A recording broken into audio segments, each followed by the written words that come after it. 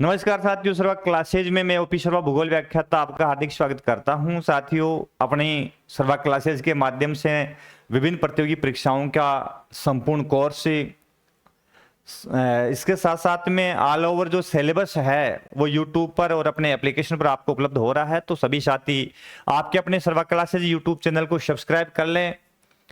चाहे lab assistant की बात करें, चाहे फर्स्ट ग्रेड की बात करें, चाहे सेकंड ग्रेड, चाहे रेट मेंस से जो भी प्रतियोगी परीक्षाएं हैं, सारे टॉपिक में आपको विस्तार से क्लियर करवा रहा हूं। तो सभी साथी जुड़े। आज अपन देखने वाले हैं वायुमंडल का संगठन और वायुमंडल होता क्या है, इसका स्ट्रक्चर कैसे बना, इसमें कौन कौन से तत्व पाए जाते हैं, उनको अपन विस्तार से देखने वाले हैं। क्लास को शुभारंभ करते हैं इन्हीं शब्दों के साथ में। किसी ने क्या खूब कहा है कि यूं ही नहीं मिलती राही को मंजिल, यूं ही नहीं मिलती राही को मंजिल, दिल में एक जुनून सा जगाना पड़ता है। पूछा चिड़िया से कैसे बनाया आशियाना, तो बोली कि भरनी पड़ती है उड़ान बार बार, भरनी पड़ती है उड़ान बार बार, और तिनका तिनका उठाना पड़ता है, तिनका तिनका उठाना पड़ता है, तब जाकर के ये आसन तैयार होता है। तो हम भी यदि जिंदगी में थोड़ा थोड़ा सीखते सीखते यदि आगे बढ़ेंगे तो साथ ही अपने पास में बहुत बड़ी वोकैबुलरी हो जाएगी एक दिन, है ना। बहुत बड़ा एक संग्रह अपने पास हो जाएगा, जिंदगी में अपन सफल हो जाएंगे, है ना। तो वायुमंडल संगठन देखते हैं। फिर अब अपन देखेंगे इसकी संरचना कि किस प्रकार से जो क्षोभ मंडल है ना, समताप मंडल है, आइनोस्फीयर है, जो एक्सोस्फीयर है, स्ट्रेटोस्फीयर है, सभी परतें जो पाई जाती है उन पर भी विस्तार से अपन चर्चा करेंगे। तो वायुमंडल तो बेसिकली अपन यहाँ इसका अर्थ वो पर लेते हैं कि पृथ्वी के चारों ओर का आवरण जो विभिन्न गैसों जैसे कि नमक के कण है, जलवाष्प है आदि से बना है, वायुमंडल कहलाता है। बेसिक सा अर्थ अपन यही लेते हैं वायुमंडल का, ठीक है ना। वायुमंडल पृथ्वी के द्रव्यमान का अभिन्न भाग है, आपको पता ही है, क्योंकि यह इसके द्रव्यमान का 99% भाग है जो पाया जाता है वो धरातल से 32 किलोमीटर की ऊंचाई पर मिलता है। ये बहुत बार पूछा गया बिंदु है कि वायुमंडल जो है उसका 99% भाग है कि धरातल से कितनी ऊंचाई तक मिल जाता है। तो धरातल से लगभग 32 किलोमीटर की ऊंचाई पर इसका 99% भाग जो है मिल जाता है। यानी ये अपन बेस मान लेते ये बेस है। तो यहां से अपन यदि 32 किलोमीटर ऊपर तक जाते हैं तब यहां जितना भी जो आवरण है उसमें वायुमंडल का 99% हिस्सा है। ये कितना हिस्सा है वायुमंडल का? 99% हिस्सा मुख्य रूप से यह है किसका? वायुमंडल का। ये पूरा का पूरा यदि अपन देखेंगे तो 99% हिस्सा वायुमंडल का है, वो धरातल से 32 किलोमीटर की ऊंचाई पर मिल जाता है। तो यह बहुत बार पूछा भी है, तो आप इसको ध्यान भी रखेंगे। वायुमंडल का संगठन, अब संगठन जो होता है, कंपोजिशन होता है एटमॉस्फेयर का, उसमें क्या क्या चीजें होती है। तो वायुमंडल के जब संगठन की बात आती है मेरे साथियों, इसके कंपोजिशन की बात आती है, विस्तार से अपन देखेंगे इसको। तो इसमें 3 आधारभूत तत्व मौजूद होते हैं। एक तो होती है गैसेज, जैसे CO2 होती है, सबसे बड़ी गैस जो होती है मुख्य रूप से नाइट्रोजन होती है। दूसरे नंबर की गैस होती है जो अपने ऑक्सीजन होती है। थर्ड नंबर की गैस जो होती है जो ऑर्गन होती है। 4 नंबर की गैस होती है जो CO2 कार्बन डाइऑक्साइड गैस होती है। तो स्टेप बाय स्टेप सभी गैसें जो है उनके बारे में विस्तार से अपन पढ़ेंगे, कितनी गैसों की सांद्रता इस वायुमंडल में कितनी मात्रा में है। तो गैसेज होती है, जलवाष्प होती है और एरोसोल। एरोसोल जो मुख्य रूप से होता है साथियों, इसमें धूल के कण, धूल है, नमक है ना, प्राग है, उल्का है आदि के कण विद्यमान रहते हैं। और ये मुख्य रूप से वायुमंडल के अंदर बहुत महत्वपूर्ण कण के रूप में भी देखे जाते हैं, क्योंकि ये अपन कहें तो संघनन के लिए बड़े महत्वपूर्ण होते हैं। तो वायुमंडल के अंदर जो जलवाष्प होती है उसके केंद्र के रूप में ये काम करते हैं, केंद्रता ग्राही के रूप में ये काम करते हैं, और बादल बनने में इनका बड़ा रोल होता है। तो मुख्य रूप से एरोसोल है, इनका भी बड़ा वायुमंडल में रोल है। तो 3 तत्व मुख्य होते हैं। एक तो होता है गैसेज, जिसमें विभिन्न प्रकार की गैसें होगी, अपन 8-9 प्रकार की गैसें जो मुख्य गैसें हैं उनकी चर्चा करेंगे। और जलवाष्प है, यह वायुमंडल में है, जो बहुत ही महत्वपूर्ण होती है, क्योंकि ये अपन कहें तो ये कंबल का काम करती है, कंबल का कार्य करती है जलवाष्प वायुमंडल के अंदर। क्योंकि इसका कंबल का कार्य का मतलब है ये न तो पृथ्वी को अधिक गर्म होने देती है, न अधिक ठंडा होने देती है, बैलेंस बनाए रखती है ना।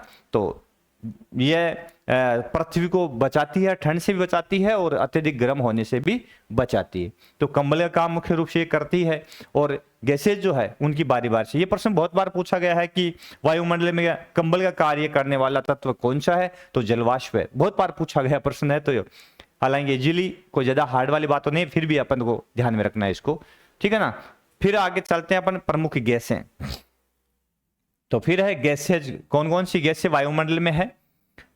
अब ये जो गैस की जब बात आती है तो गैसेज जो होती है मुख्य रूप से वायुमंडल के अंदर दो प्रकार की साथियों मिलती है। एक तो होती है स्थिर या स्थायी गैस, जो परिवर्तनशील नहीं होती, जिसमें बहुत कम चेंजेस देखने को मिलता है। परिवर्तनशील बहुत कम चेंजेस देखने को मिलता है, तो स्थिर गैसें होती है ना। तो कंस्टेंट कह सकते हैं, कंस्टेंट गैसेज जो होती है मुख्य रूप से। एक होती है परिवर्तनशील गैसें जो वेरिएबल होती है, यानी इसके अंदर वेरिएशन आता रहता है। तो दो प्रकार की होती है। अब जो स्थिर गैस होती है मुख्य रूप से, जैसे कि अपन बात करें ऑक्सीजन की बात कर लें, नाइट्रोजन की बात करें, ये वायुमंडल की स्थिर गैसों में से एक है, ठीक है ना। तो वह वो गैस जिनके संगठन में कोई ज्यादा परिवर्तन नहीं आता, और वो स्थिर या स्थायी गैस के रूप में भी जानी जाती है। स्थिर भी कह सकते हैं मेरे दोस्तों, और इसको स्थायी गैस भी कहा जा सकता है, क्योंकि इसमें ज्यादा चेंज नहीं आता है, बहुत कम चेंज देखने को मिलता है, जैसे कि नाइट्रोजन और ऑक्सीजन गैस की अपन बात करें। लेकिन बाकी जो गैसेज, CO2 की बात करेंगे अपन, ओजोन की बात करेंगे अपन, मीथेन की बात करेंगे अपन, क्रिप्टोन की, जेनोन की, हीलियम की, हाइड्रोजन की बात करेंगे, तो उनमें चेंजेस आते रहते हैं। तो ये स्थायी और स्थिर कौन सी है, नाइट्रोजन और ऑक्सीजन, है ना। और बाकी जो गैसेज है वो परिवर्तनशील है। जलवाष्प भी एक गैस के रूप में लिया जाता है जलवाष्प को, तो वो भी कैसी है, परिवर्तन। तो वायुमंडल में गैसों की सांद्रता महत्वपूर्ण रूप से देखें अपन, कौन कौन सी गैसें वायुमंडल में कितनी मात्रा में पाई जाती है। अन्य गैसों की सांद्रता भी मैं बता देता हूं आपको। तो गैसेज अपन देख रहे हैं वायुमंडल में कौन सी गैस की सांद्रता कितनी है साथियों। तो अपन देखें नाइट्रोजन कई रूपों में विद्यमान रहती है वायुमंडल के अंदर। मुख्य रूप से सर्वाधिक मात्रा में पाई जाने वाली गैस नाइट्रोजन ही है, ठीक है ना। तो कई रूपों में विद्यमान रहती है, जैसे नाइट्रस ऑक्साइड के रूप में N2O, इसका यदि अपन देखेंगे कि संकेताक्षर देख लें N2O, नाइट्रिक ऑक्साइड के रूप में नाइट्रोजन रहती है। NO नाइट्रोजन के रूप में N2 होती है। नाइट्रोजन ऑक्साइड के रूप में NO2 के रूप में होती है। एमिनो NH के रूप में होती है। अमोनिया NH3 के रूप में होती है, और नाइट्रस एसिड के रूप में होती है, HNO2 के रूप में भी होती है। तो कई रूप नाइट्रोजन के वायुमंडल में देखने को मिलते हैं। हालांकि ये नाइट्रोजन की सांद्रता वायुमंडल में जो होती है 78.8% के आसपास में इसकी सांद्रता है, जो सर्वाधिक सांद्रता इसकी मानी जाती है। अब प्रत्येक गैस जो है वायुमंडल में कितनी क्या मात्रा में पाई जाती है, वो यदि अपन देखेंगे तो यहां देखिए प्रत्येक गैस की सांद्रता कितनी है वायुमंडल के अंदर। तो अपन देखेंगे यहाँ पे प्रत्येक गैस मुख्य रूप से, जैसे नाइट्रोजन सर्वाधिक मात्रा में 78.08% के आसपास में टॉप 1 नंबर की गैस वायुमंडल की है। दूसरा स्थान आपको पता है ऑक्सीजन का आता है, जो वायुमंडल में 20.95% आयतन के अंदर है। ये दूसरा स्थान इसका है, ये इसको प्राणवायु भी कहते हैं अपन, और ये सबसे अधिक महत्वपूर्ण भी है। सबसे अधिक महत्वपूर्ण भूमध्य रेखीय प्रदेश में सर्वाधिक इसकी उत्पत्ति है। हालांकि माना जाता है कि जो पृथ्वी के फेफड़े अमेजोन वनों को कहा जाता है, तो अमेजन जो नदी प्रवाहित होती है दक्षिण अमेरिका में, वहां के वन जो है वहां सर्वाधिक गैस, ऑक्सीजन गैस निश्चित करते हैं वो वन, इसलिए उनको पृथ्वी के फेफड़े भी कहा जाता है।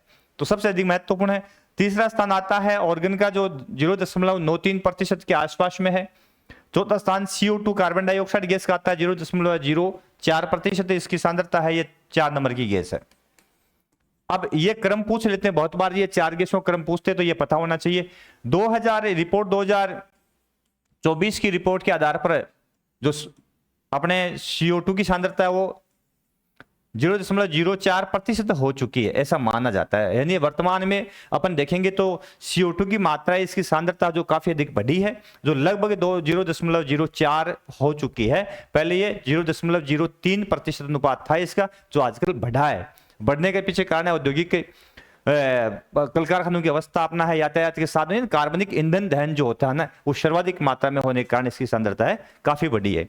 इसके अलावा कुछ हल्की गैसें हैं जिनकी सांद्रता कम है, जैसे कि नियोन है 0.0018% है, ओजोन है बहुत कम सांद्रता है ना। तो 0.000 लिखे अपन 0.601% बहुत कम मात्रा इसकी है। हालांकि ये अपन देखेंगे ओजोन की जो सांद्रता है वो भूमध्य रेखीय प्रदेश, उष्ण और उपोष्ण भागों में सर्वाधिक मिलती है ना, और जो ध्रुवीय प्रदेश है वहां पे इसकी सांद्रता कम मिलती है। फिर हीलियम गैस जो काफी हल्की है 0.005% के आसपास में, हाइड्रोजन 0.01% के आसपास में, और मिथेन जो है जहां जो दलदल से मुख्य रूप से निकलती है तो ये 0.00019% के आसपास में। तो वायुमंडल के अंदर इनकी सांद्रता, इनका क्रम मुख्य रूप से इस प्रकार से है। 4 प्रमुख गैसें जो होती है, नाइट्रोजन है, ऑक्सीजन है और ऑर्गन है, और CO2 कार्बन डाइऑक्साइड गैस है। इनका क्रम बहुत बार पूछ लेते तो आपको पता होना बहुत जरूरी है। बाकी का क्रम भी अपन देखेंगे तो उसके बाद में जो गैस का क्रमांक आता है मुख्य रूप से आता है हाइड्रोजन का, और हाइड्रोजन के बाद में आपके समक्ष प्रत्येक का परसेंटेज मैंने लिख दिया है, तो यहां से आप देख सकते हैं कि कौन सी गैस जो है सर्वाधिक मिलती है। ठीक है, उसके बाद में आता है ऑक्सीजन। अब ऑक्सीजन गैस की अपन बात करेंगे साथियों, यह सबसे महत्वपूर्ण गैस है जो जीवमंडल के सभी तत्वों में आसानी से मिल जाती है। ठीक है, सबसे महत्वपूर्ण है क्योंकि इसको प्राणवायु भी कहा जाता है ना, तो सबसे महत्वपूर्ण गैस मानी जाती है। यह जीवित जीवों में कार्बोहाइड्रेट, वसा और प्रोटीन का निर्माण करती है, इसलिए महत्वपूर्ण है। जीवित जीवों में मुख्य रूप से किसका निर्माण करती है, तो यह जीवित जीवों में मुख्य रूप से प्रोटीन है, कार्बोहाइड्रेट है, वसा है आदि का निर्माण करती है, इसलिए ऑक्सीजन का बड़ा रोल है। यदि अपन किसी पदार्थ को जलाते हैं, जैसे लकड़ी जलाते हैं, तो जलाने में भी ये सहायक है ना, तो उसमें भी बड़ा रोल है। ऑक्सीजन की सांद्रता वायुमंडल में धरातल से 120 किलोमीटर की ऊंचाई पर नगण्य हो जाती है। यानी धरातल से अपन आप ऊपर जाएंगे ना साथियों, तो ऊपर जाएंगे तो ऑक्सीजन की मात्रा जो है वो कितनी ऊंचाई तक मिलेगी, 120 किलोमीटर की ऊंचाई तक मिलेगी। ठीक है ना, तो 120 किलोमीटर की ऊंचाई तक पहुंचते पहुंचते ऑक्सीजन है नगण्य हो जाती है। इसीलिए पर्वतारोही जो होते हैं ना, पहाड़ों पे जाने वाले जो लोग होते हैं, अपने साथ में ऑक्सीजन के सिलेंडर ले जाते हैं, और क्योंकि वो सेफ्टी आवश्यकता है वहां पे। जैसे जैसे ऊपर जाएंगे अपन, हिमालय के ऊपर जाएंगे, तो हिमालय के ऊपर जो ऑक्सीजन की गैस की मात्रा है, सियाचिन ग्लेशियर अपन वहां पहुंचेंगे, तो उस भाग में ऑक्सीजन की मात्रा नगण्य होने के कारण अपने जो सैनिक वहां नौकरी कर रहे हैं उनको खेलने पर पाबंदी है, वो दौड़ नहीं लगाते है ना, और हर समय अपने पास में ऑक्सीजन टैंक रखते हैं, सिलेंडर रखते हैं, ताकि जब भी आवश्यकता पड़े तो वो, जब उनको घबराहट महसूस हो, जब उनको सांस फूलने की शिकायत महसूस हो, तो तुरंत वो ऑक्सीजन ले लेते हैं। क्योंकि ऊंचे अपन बढ़ते हैं, इसका कारण है कि गैस जो है ना वो ऑक्सीजन भारी होती है, और भारी होने के कारण इसकी सर्वाधिक सांद्रता जो होती है वो धरातल के पास में, गुरुत्व बल के कारण ये नीचे बैठती है, और सर्वाधिक सांद्रता धरातल के पास में ही होती है। दूसरा, इसकी उत्पत्ति कहाँ होती है, उत्पत्ति भी तो पेड़ पौधों से होती है ना, तो सर्वाधिक उत्पत्ति कहाँ होती है, धरातल के आसपास से ही होती है मुख्य रूप से। ऊपरी वातावरण में अपन पहुंचेंगे तो वहां ऑक्सीजन का कोई सोर्स है ही नहीं, इसलिए भी इसकी सांद्रता सर्वाधिक कहां पाई जाती है, धरातल के आसपास में पाई जाती है। तो मुख्य कारण इसका है कि भारी गैस होने के कारण ये नीचे बैठती है, और हल्की गैसें जो ऊपर की ओर उड़ती है, ये कारण है इसका। ठीक है, फिर अपन देखते हैं कि ये जीवित जीवों में श्वसन क्रिया और जीवांश में ईंधन जलाने में भी बड़ी योगदान देती है। तो अपन इसको ध्यान में रखेंगे कि मुख्य रूप से जो ऑक्सीजन की सांद्रता है वो धरातल से कितनी ऊंचाई तक बढ़ जाती है। तो ये मान लेते हैं अपना धरातल है ना, और इस धरातल से अपन यदि ऊपर बढ़ते हैं तो धरातल से लगभग कितनी ऊंचाई पर, 120 मीटर की ऊंचाई पर। ये मान लिया अपना पेड़ पौधा है, यहाँ पे ये फैक्ट्री लगी हुई है, यहाँ अपना घर बना हुआ है ना, यहाँ से ये गुड़िया स्कूल जा रही है, ये गेट है। तो इस प्रकार से धरातल है अपना। तो यहाँ से अपन यदि ऊपर वायुमंडल के अंदर ऊपर की ओर अपन बढ़ेंगे तो लगभग कहाँ तक ऑक्सीजन की मात्रा, 120 किलोमीटर की ऊंचाई तक है ना, ऑक्सीजन की मात्रा आपको मिलेगी, और उसके बाद में इसकी मात्रा नगण्य हो जाएगी। इसलिए ऊंचाई के साथ में अपन कह सकते हैं कि ऑक्सीजन गैस की मात्रा जो जो ऊपर बढ़ते हैं ऊंचाई के साथ में घटती चली जाती है। ठीक है, बस यही है, CO2 में भी यही बात है। अगली गैस आती है नाइट्रोजन और ऑक्सीजन की बात अपन ने की। दोनों गैसें कैसी है, स्थायी गैसें मानी जाती है ना, इनमें चेंजेस बहुत कम आते हैं। अब आती है 2 नंबर के भाग जिसमें आता है परिवर्तनशील गैसें। परिवर्तनशील जो गैसें होती है जिसमें इनका जो अनुपात है वो बदलता रहता है ना, बदलने के पीछे क्या कारण है वो भी मैं बताऊंगा आपको विस्तार से। तो ये गैसें जो मुख्य रूप से हैं वो चेंजेस होती रहती है। जैसे कि बात करें, इन गैसों में ओजोन आती है, कार्बन डाइऑक्साइड गैस आती है, जलवाष्प होती है, हाइड्रोजन होती है, हीलियम होती है, नियोन है, जिनोन है, क्रिप्टोन है, मिथेन है आदि ऐसे गैसेज है जो वायुमंडल में के संगठन में सहायक गैसेज है, परंतु इनकी सांद्रता जो है ना वो कम पाई जाती है। दूसरा, इनकी सांद्रता बदलती रहती है, कहीं ये बढ़ जाती है, कभी ये घट जाती है, तो इनका जो अनुपात है घटता बढ़ता रहता है। ठीक है, अब देखें सबसे पहले ओजोन। O3 जिसका संकेताक्षर ओजोन बड़ी महत्वपूर्ण गैस है। ऑक्सीजन के 3 एटम आइसोटोप से ये निर्मित होती है, यानी O+O+O, आपको पता ही है। ये 3 एटम मिलने के बाद में O3 का निर्माण होता है, या ऐसे भी हो सकता है O2+O बराबर O3, ऐसे भी इसका निर्माण होता है। ठीक है, तो ये अपन कह सकते हैं कि ऑक्सीजन के 3 परमाणु इसके अंदर पाए जाते हैं और 3 परमाणुओं से इसका एक अणु बनता है, यानी O3 निर्मित होता है। इसका मतलब ओजोन में क्या है? ऑक्सीजन। ठीक है ना। लेकिन फिर वापिस यदि ओजोन टूटती है तो मात्रता किसकी बढ़ती है? ऑक्सीजन की। लेकिन ओजोन का टूटना क्यों हानिकारक है? क्योंकि ये अपने सूर्य से आने वाली जो पराबैंगनी किरणें है ना, उनसे अपनी रक्षा करती है। आया समझ में, है ना। तो सूर्य से आने वाली जो पराबैंगनी किरणें, अल्ट्रावायलेट रेडिएशन है, उनसे हमारी सुरक्षा करती है, इसलिए अपने लिए बड़ी महत्वपूर्ण गैस है। अब इसकी विशेषता क्या है साथियों? इसकी विशेषता है यह है नीली उत्तेजक गैस है, नीली कलर्ड है ये, जो तीखी गंध भी रखती है। पूछ ले कि ऐसी कैसी गैस, कौन सी गैस है जिसका रंग नीला हो सकता है? जो तीखी गंध वाली गैस है मुख्य रूप से, तो ओजोन गैस नीली होती है, तीखी गंध वाली होती है। और ये ऑक्सीकारी गैस है जो अधिक सांद्रातित हो जाने पर विस्फोट के साथ में विघटित होती है ना। तो इसका ऑक्सीकरण होता है, ऑक्सीकारी है ये, ऑक्सीकरण होता है इसके अंदर। जब इसकी सांद्रता बढ़ जाती है तो ये एक विस्फोट के साथ में टूटती है। ये इसकी विशेषता पाई जाती है मुख्य रूप से, एक स्पेशल विशेषता अपन कह सकते हैं, है ना। कौन सी? कि ये एक साथ ऑक्सीकारी गैस है और जब ये अधिक सांद्रित हो जाती है तो विस्फोट के साथ में विघटित होती है। ये इसकी मुख्य विशेषता है। इसकी सांद्रता 10 से 50 किलोमीटर तक पाई जाती है और सर्वाधिक सांद्रता 35 किलोमीटर की ऊंचाई तक देखने को मिलती है। ठीक है। अब इसकी सांद्रता सर्वाधिक कहां मिलती है? जैसे 35 किलोमीटर की ऊंचाई पर मिलती है। इसका मतलब अभी पढ़ेंगे अपन स्ट्रक्चर, जो मुख्य रूप से समताप मंडल जो है ना, उसी के अंदर ये गैस पाई जाती है। जब हम 10वीं 8वीं 9वीं क्लास में हम पढ़ते थे, उस समय तो ओजोन जो लेयर है अलग से बताया जाता था, लेकिन आजकल ओजोन लेयर अलग नहीं है। जो समताप मंडल है उसी के अंदर मुख्य रूप से इसकी सांद्रता वो बताई जा रही है। अब इस गैस का महत्व क्या है? कि यह गैस सूर्य से आने वाली अल्ट्रावायलेट रेडिएशन, जो पराबैंगनी किरणें हैं, इनसे हमारी रक्षा करती है, क्योंकि उनको अवशोषित करती है और पृथ्वी तक आने से उन्हें रोकती है। अब इसका निर्माण मैंने भी बताया, O2 जो है ऑक्सीजन है उसके 2 एटम, है ना, फिर 2 या O2 प्लस से 1 एटम ऑक्सीजन का, ऑक्सीजन के साथ में 1 ऑक्सीजन का एटम मिलता है तो O3 का निर्माण होता है, ओजोन का निर्माण होता है। अभी मैंने कही था ओजोन का सर्वाधिक निर्माण उष्ण और उपोष्ण कटिबंधीय भागों में। तो सबसे अधिक कहां मिलती है? उष्ण उपोष्ण कटिबंधीय भागों में। बाकी जो ध्रुवीय प्रदेश है, उच्च अक्षांशीय प्रदेश है, वहां ओजोन गैस जो है वो बहुत कम निर्मित होती नहीं है। इस कारण से अपन कह सकते हैं कि जो ओजोन होल मिलता है, ओजोन परत की जो का क्षरण सर्वाधिक होता है, जिसको अपन ओजोन होल कहते हैं, वो अंटार्कटिका में देखा गया सबसे ज्यादा बड़ा होल। इसके कारण ठंडे प्रदेशों में इसकी सांद्रता कम रहती है। ठीक है ना, इसका यह प्रमुख कारण है।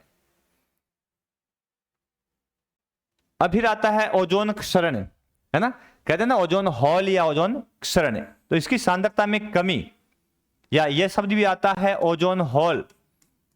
तो ओजोन गैस जो है उसके अंदर होल, इसका मतलब इसमें छेद हो रहा है ना। और वो छेद क्यों हो रहा है, इसके पीछे क्या कारण है? तो इसके लिए जो उत्तरदायी गैस है वो क्लोरोफ्लोरोकार्बन, है ना, CFC, जो रेफ्रिजरेटर जो प्रशीतक होते हैं वहां से मुख्य रूप से निकलती है, जो इस गैस की सांद्रता को तोड़ती है ना। क्लोरीन गैस जो इसके साथ में अभिक्रिया करके इसको तोड़ करके और ऑक्सीजन के एटमों में पुनः कन्वर्ट कर देती है। तो ओजोन गैस में कमी या परत पतली होने को ओजोन क्षरण कहा जाता है। इसकी परत का पतली होना या ओजोन में गैस की सांद्रता में कमी होना ही ओजोन होल या ओजोन क्षरण कहलाता है। यह वायुमंडल में स्रावित मुख्य रूप से CFC गैस, है ना, CFCS गैस जो क्लोरोफ्लोरोकार्बन गैसेज होती है।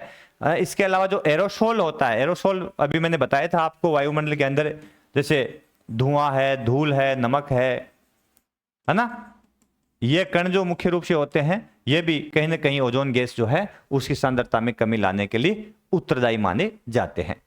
अब इसकी सर्वाधिक सांद्रता कहां पाई जाती है? तो सर्वाधिक सांद्रता की बात आती है तो अपन ने चर्चा की है अभी कि सर्वाधिक सांद्रता इसकी मुख्य रूप से कहां पाई जाती है? समताप मंडल के अंदर। सर्वाधिक सांद्रता कहां मिलती है इसकी? समताप मंडल के अंदर मुख्य रूप से इसकी सर्वाधिक सांद्रता है ना। तो अपन देखते हैं कि यहां 18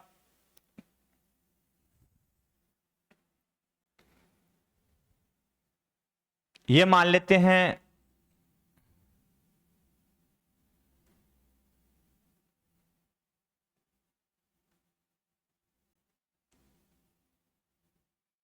ध्रुवों की ओर 8 किलोमीटर और यहां लगभग 18 किलोमीटर के आसपास में पहला जो आता है जिसको अपन अपन क्षोभ मंडल कहते हैं, इसकी ऊंचाई होती है।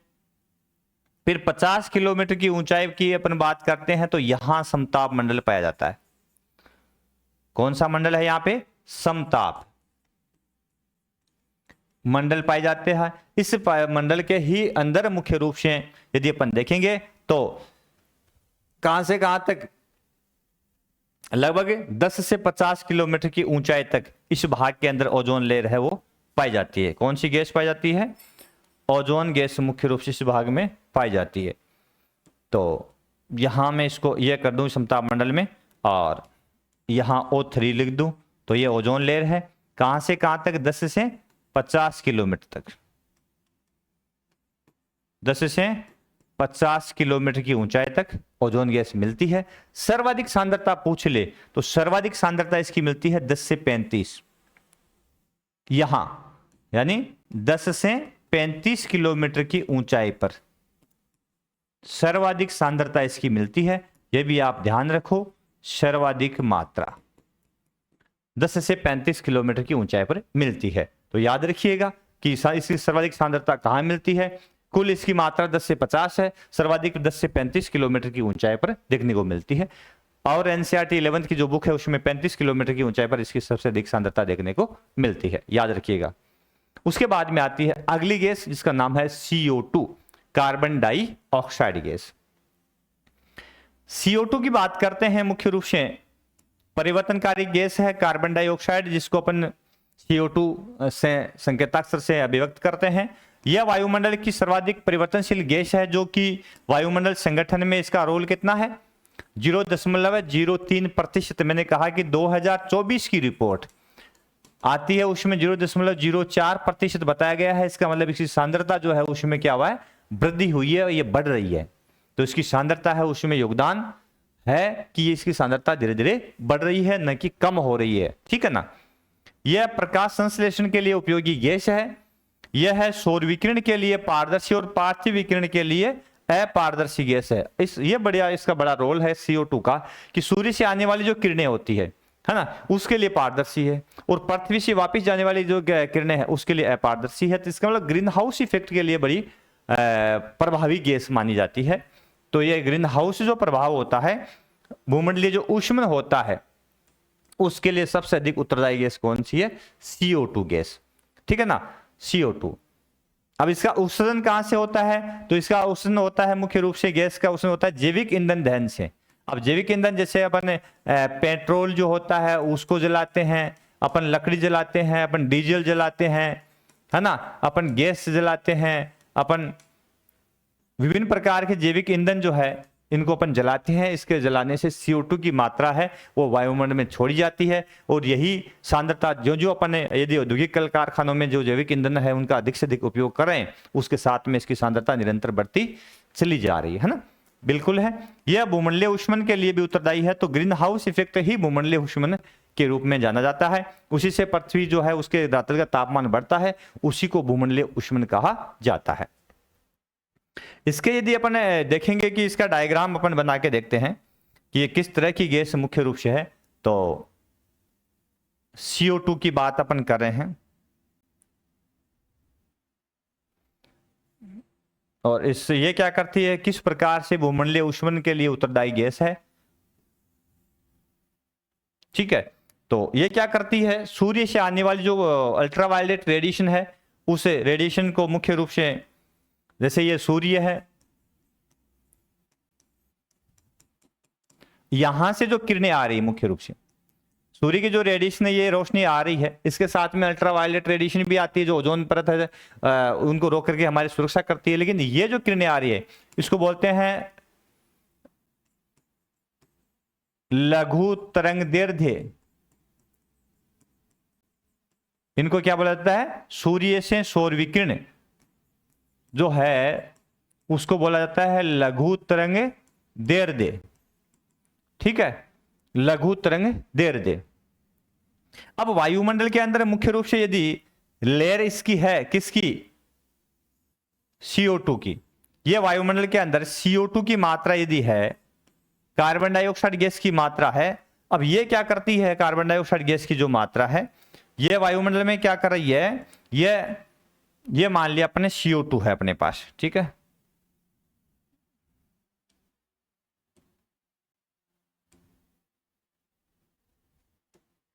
ये CO2 गैस की मात्रा अपने पास में है। अब यहां लेयर की बढ़ गई है। अब ये सूर्य से आने वाली जो पराबैंगनी किरणें है उसको यहां आने दे रही है। इसका मतलब ये पारदर्शी है। यहां पे सौर विकिरण के लिए यहां पे कैसी आ रही है? पारदर्शी। समझ गए? यहां ये सौर विकिरण के लिए तो पारदर्शी है, लेकिन जैसे ही धरातल से टकरा करके वापिस ये किरणें धरातल जो है उससे टकरा करके वापिस जैसे ही जाएगी तो उसके लिए अपारदर्शी। ये मान लिया धरातल अपना। ठीक है, और धरातल जो है इससे टकरा करके जैसे ही ये किरणें वापिस जाएगी तो उन किरणों के लिए ये मुख्य रूप से कैसी है? अपारदर्शी। ये पेड़ पौधे है, ये अपना धरातल। तो यहां से मुख्य रूप से ये अल्ट्रावायलेट रेडिएशन आ रही है, आकर के और यहां से टकरा करके वापिस जैसे ही किरणें जाती है ना, सूर्य से आने वाली किरणें टकरा करके जैसे ही वापिस आकर के वापिस जाती है तो उसके लिए ये लेयर क्या करती है? यहां उनको रोक लेती है। तो पार्थिव विकिरण कहा जाता है इसको। क्या कहा जाता है? पार्थिव विकिरण। तो पार्थिव विकिरण के लिए अपारदर्शी, पार्थिव विकिरण इसके लिए अपारदर्शी। समझ गए? तो पार्थिव विकिरण के लिए अपारदर्शी होती है कौन सी? Ozone layer, sorry carbon dioxide की जो लेयर मुख्य रूप से है। और पार्थिव विकिरण जो होती है उसको बोलते हैं दीर्घ तरंग दैर्ध्य। दीर्घ तरंग दैर्ध्य कहा जाता है, याद कर लेना। दीर्घ तरंग दैर्ध्य पार्थिव विकिरण को कहा जाता है। इस प्रकार से ये जो CO2 गैस है मुख्य रूप से वायुमंडल है उसका जो इस लेयर के नीचे का ये जो भाग है इसका तापमान ये बढ़ा करके, क्योंकि ये पार्थिव विकिरण को रोक करके और इसके तापमान को बढ़ा करके और भूमंडलीय ऊष्मन में अपना योगदान देती है। किसमें? भूमंडलीय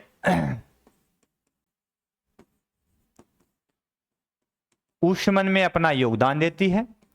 दूसरा इसका नाम है ग्रीन हाउस इफेक्ट, हरित ग्रह प्रभाव। हरित ग्रह प्रभाव, ग्रीन हाउस इफेक्ट के लिए भी यह महत्वपूर्ण गैस मानी जाती है। सर्वाधिक उत्तरदायी गैस है CO2 किसके लिए? ग्रीन हाउस प्रभाव के लिए। ठीक है ना। फिर आता है अगला बिंदु एरोसोल। एरोसोल है वायुमंडल में पाए जाने वाले धूल धुएं के जो नमक के कण होते हैं वो मुख्य रूप से एरोसोल कहलाते हैं। और इनका क्या रोल है अभी देखते हैं। तो एरोसोल मुख्य रूप से क्या है? वायुमंडल में पाए जाने वाले ठोस कण तरल बूंदों को एरोसोल कहा जाता है। जो ठोस कण भी तो मिल जाते हैं ना आपको, जैसे मैंने कहा नमक है, उल्का पिंड के कण है ना, धूल के कण है, ये ठोस कण मिल जाते हैं, या तरल बूंदों के रूप में कण मिलते हैं, तो ये सारे एरोसोल कहलाते हैं। इसमें धूल कण, राख, धुआं, नमक कण, उल्का चूर्ण आदि और जैविक बैक्टीरिया जो होता है, जैविक बैक्टीरिया भी इसके अंदर शामिल है। यह भी किस में आता है? एरोसोल में शामिल किया जाता है। धूल नमक के कण आर्द्रता ग्राही केंद्र का काम करते हैं, जिसके चारों ओर नमी इकट्ठा होकर के क्या बनाती है? बादल बनाती है। क्या बनाती है? बादल बनाती है। जैसे वायुमंडल के अंदर ये जो मुख्य रूप से आर्द्रता ग्राही केंद्र होते हैं और यहां से धरातल से क्या आती है? ऊपर जलवाष्प जाती है। क्या जाती है? ऊपर जलवाष्प। क्यों जाती है ऊपर? क्योंकि ये अन्य गैसों से हल्की होती है। सूर्य के तापमान से सागर गर्म होते हैं, गर्म होकर के और सागर से मुख्य रूप से जलवाष्प कहां जाती है? वायुमंडल के अंदर जाती है। ठीक है ना। तो ये जलवाष्प ऊपर जा रही है, ये जाकर के ऊपर क्या है? जहां जहां इसको कण मिलेंगे, जहां इसको कण मिलेंगे तो उसके सारे, जैसे ये कोई कण है, ये यहां पे कण है, यहां पे कण है, यहां पे कण है, इसके सारे ये जलवाष्प क्या करेगी? इकट्ठा हो जाएगी। इनके सारे इस प्रकार से इकट्ठा हो जाएगी, है ना। तो ये आर्द्रता ग्राही केंद्र के रूप में काम करेंगे, है ना। और ये इसके सारे इकट्ठा होकर के मुख्य रूप से क्या बन जाएगा, एक बड़ा बादल का निर्माण हो जाएगा। इस प्रकार से क्या बन जाएगा, बादल बन जाएगा। तो अपन कह सकते हैं कि जो जलवाष्प है वो आर्द्रता ग्राही केंद्र के रूप में काम करती है और बादल निर्माण में इसका बड़ा रोल होता है, ठीक है ना। क्योंकि ये जो नमक के कण, धूल धुएं कण है, इन्हीं के सारे जलवाष्प है वो मुख्य रूप से इकट्ठा होती है, ठीक है। फिर आ गया है जलवाष्प, ये गैस में ही शामिल की जाती है मुख्य रूप से। तो जलवाष्प वायुमंडल में कितने, क्या इसकी सांद्रता है, देखते हैं। जलवाष्प वाटर वेपोर जो है मुख्य रूप से जलवाष्प वायुमंडल का महत्वपूर्ण घटक है। इसकी सांद्रता वायुमंडल में परिवर्तनशील है, ये बदलती रहती है। भाई वाष्पीकरण, जहां जल के स्रोत है वहां ज्यादा वाष्पीकरण है, जो शुष्क प्रदेश है वहां कम वाष्पीकरण है, जो आर्द्र प्रदेश है उनमें अधिक वाष्पीकरण है। उष्ण व आर्द्र उष्ण कटिबंध में हवा के आयतन का 4% होती है। यह बहुत बार पूछा गया प्रश्न है कि उष्ण और आर्द्र प्रदेश होते हैं, है ना। उष्ण आर्द्र प्रदेश के अंदर हवा के आयतन का 4% भाग होती है, अधिकतम, अधिकतम है ये 4% क्या है, अधिकतम, अधिकतम भाग इसका 4% है। यह भी पूछ ले कई बार कि वायुमंडल में जो जलवाष्प है उसकी अधिकतम सांद्रता कितनी हो सकती है, तो 4% हो सकती है, ठीक है। और ध्रुवों पर शुष्क व रेगिस्तानी प्रदेशों में इसकी आयतन है वो 1% है। अब कई बार ये पूछ लेते हैं कि वायुमंडल इसकी सांद्रता कितनी है, तो 0 से 4% सही करना आपको। कई ऐसे प्रदेश वहां 0 भी है। पूर्णतः जो शुष्क प्रदेश है, सूखे है, जैसे कि सारा का रेगिस्तान है, तो ऐसे भागों में 0% भी हो सकती है। तो इसकी सांद्रता वायुमंडल में 0 से 4% मानी जाती है। तो ध्रुव और शुष्क रेगिस्तान में इसका 1% भाग मिल जाता है। भूमध्य रेखा से ध्रुव की ओर अपन जाते हैं तो जलवाष्प की मात्रा घटती चली जाती है। जो जो अपन भूमध्य रेखा से ध्रुव की ओर जाएंगे, क्योंकि भूमध्य रेखा के प्रदेश में सूर्य तप अधिक प्राप्त होता है और वर्षा भी अधिक होती है, वनस्पति भी घनी पाई जाती है, इस कारण से जलवाष्प की मात्रा वहां पे ज्यादा मिलती है, ठीक है। उसके बाद में आती है जलवाष्प, इसकी विशेषता क्या है, यह पृथ्वी पर कंबल का काम करती है। यह बहुत बार पूछा गया प्रश्न है कि पृथ्वी पर कंबल के रूप में कौन काम करती है, जलवाष्प है। न पृथ्वी को अधिक गर्म होने देती है, न अधिक ठंडा होने देती है। अर्थात पृथ्वी को न अधिक गर्म और न अधिक ठंडा होने देती है। इसका मतलब ये पृथ्वी का संरक्षण करती है। जैसे प्रकार से अपन सर्दियों में अपने बचाव के लिए कंबल जो यूज करते हैं, तो ठीक वैसे ही जलवाष्प है पृथ्वी को ठंडा और गर्म होने में बैलेंस बनाए रखने के लिए कंबल के रूप में अपना सहयोग देती है, ठीक है। उसके बाद में यह था वायुमंडल का संगठन, और उसमें प्रमुख गैसेज, जिसके अंदर अपन ने विभिन्न गैसों की सांद्रता, उनका बड़ा रोल जो होता है वायुमंडल में, क्या उनका रोल है, उस पर विस्तार से चर्चा की है। क्लास कैसी लगी कमेंट बॉक्स में अवश्य लिखे बताइएगा। मुझे आशा है कि क्लास आपको बड़ी सुंदर और महत्वपूर्ण लगी है, क्योंकि बहुत ही फायदेमंद बिंदु यहाँ पे मैंने आपके लिए रखे हैं। और विस्तार से वर्तमान में जो आरपीसी और आरएसएस भी एग्जाम कंडक्ट कर रही है, ले रही है, उसके अकॉर्डिंग जो क्लास मैंने तैयार की है, तो जरूर शेयर करेंगे, क्लास को पसंद करेंगे, अन्य साथियों को पहुंचाएंगे, भेजेंगे और चैनल को सब्सक्राइब कर लेंगे, ठीक है ना। तो धन्यवाद, फिर मिलते हैं अगले क्लास में। तब तक के लिए नमस्कार, जय हिंद, जय भारत, जय भीम। थैंक यू दोस्तों।